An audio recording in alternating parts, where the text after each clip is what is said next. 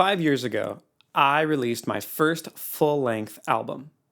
I wrote, recorded, mixed, produced the entire thing. And I made a lot of mistakes along the way. I'm going to share just a few of those with you today so that you can learn from my mistakes. Let's talk about it. Welcome to Blueprint Sounds. My name is Nathan Smith, and today I'm going to talk about the album that I recorded, what I got wrong and what I got right, so that if you are a content creator, if you produce music, if you are a songwriter, and you want to do the same thing, you can learn from my mistakes. And there's a big announcement at the end. Just wait for it. So mistake number one, the first thing that I got wrong was not taking some good advice from my mastering engineer about redoing a vocal. So I brought all of my songs to my mastering engineer. And a mastering engineer is somebody who kind of puts the last finishing touches on the songs that I had mixed, makes sure that they're all the same volume and that they're all ready to go for the radio or for iTunes or whatever. And as he was listening, the man has very good ears. He's been in the music industry a long time. He knows what he's talking about. He said, "Ooh, I really like the groove on this song, but I think probably you'd want to re-record the vocal. It doesn't seem to have the same energy as the other vocals that you recorded." Well, I took 2 years to record my first album. That was a long haul because I was actually having to learn the process of recording while I was doing the recording of the album. And I was done. I was so over it. I just wanted the thing to be done and have that album that I didn't take his advice. I left the track. I left my vocal track with my okay vocal take and moved on with my life. And now when I listen back, I know that he was right. That vocal didn't have the same energy as the other ones did. And the song, the band, the instrumentation, I think outshone the vocal, which is never what you want. You want the vocal to be the king. So that's the first thing, is I didn't take advice that I should have taken. I did it because I was tired and I really wanted to be done. But think of it this way. It took me 2 years to record that album. That album has now been out for 5 years, and it will continue to be out, right? It's going to be out until the end of iTunes or whatever. The point is, take the time that is needed to get it right, to be really, really proud of what you're doing, even though it seems hard. It really seemed hard for me at the time, and I thought that I would never see the end of the project. But now it's been out for 5 years, and it'll keep living on. It's worth it to get it right, because that's a short amount of time compared to how long that project is going to be out in the world. Lesson number 2, my cymbals were too loud. So when I was tracking these, I tracked each individual track, and then I went to my drummer, a good friend, Oscar Watson, who recorded all of my drums. And it was like dropping a V12 into my car rather than my 4-cylinder. It was amazing. But based on the mics that I had at the time, and because I wasn't that great of a mix engineer, I was learning as I went along, I had the cymbals probably a little bit too hot and a little bit too harsh.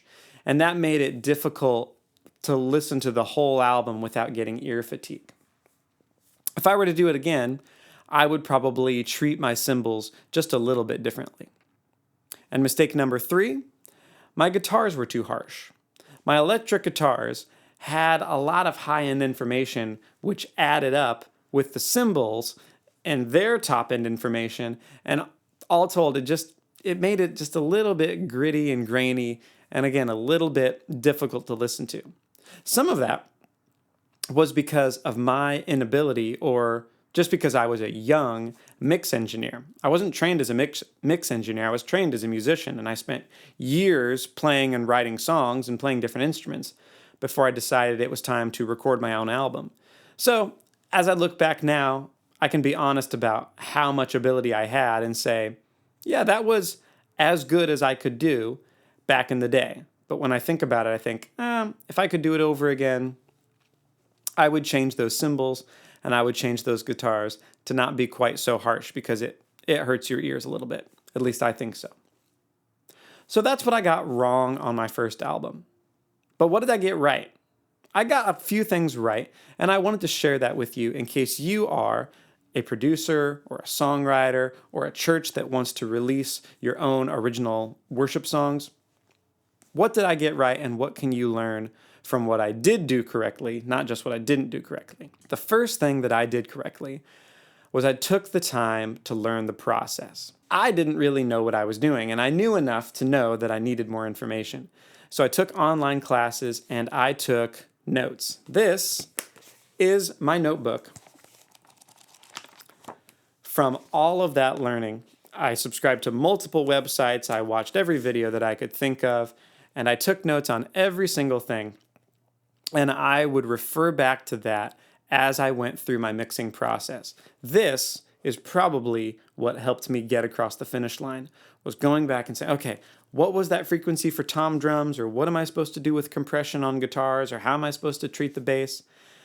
I had a 10-song album, and I had to do it actually more than 10 times because after I mixed the last song, I realized that I had already improved so much in my mixing that I had to go back and remix 3 or 4 songs that I had started at the beginning. This book is what helped me.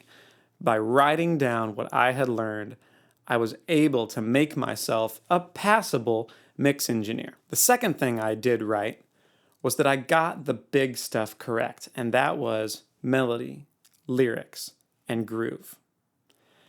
I knew going in that I was not a good mix engineer, and so the amazingness of my mix was not going to win the day, because guess what? I was actually mixing in a bedroom. So I wasn't going to beat anybody with how great the album sounded. I had to make sure that the music was good enough, right? So I spent time on the bass and the guitar and the piano, arranging the horn section, getting the vocal right, making sure that the music itself was as good as it could be so that it would make my job as a mix engineer easier.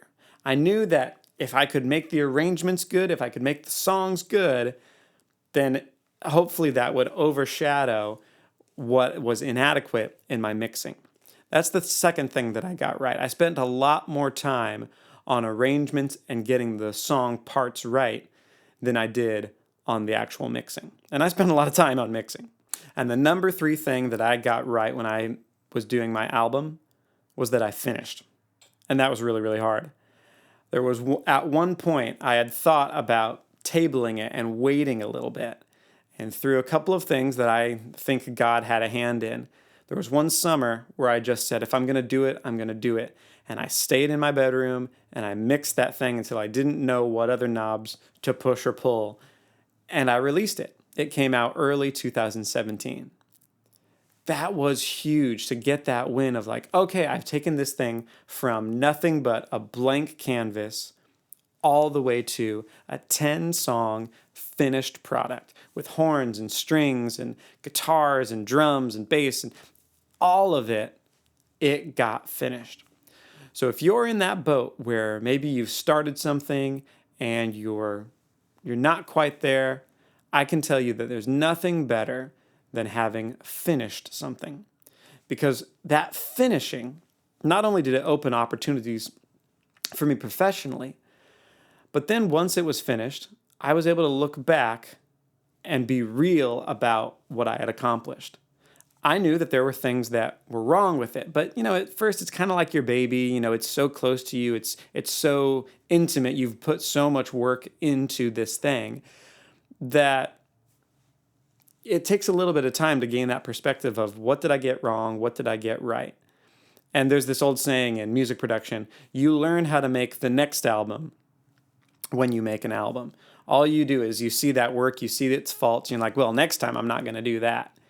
Finish your project, whatever it is that you're working on, whether or not it's music, finish it, because by the act of finishing it and putting it out into the world, you'll gain new perspective on what you're going to do better the next time. And that brings me to my big announcement. The big announcement is I'm going to do another one. I'm going to do another 10-song worship album, and production starts this summer. I'm already in pre-production, and the fun thing about this time is that actually I'm going to take you along for the journey. I'm going to make this a video diary of my process of recording 10 songs, full production, guitars, vocals, pianos, drums, bass, all of it. and you're going to get to sit over my shoulder and see how it works. So look forward to that. Check in with Blueprint Sounds, and I look forward to seeing how this new album comes together. Until next time, bye.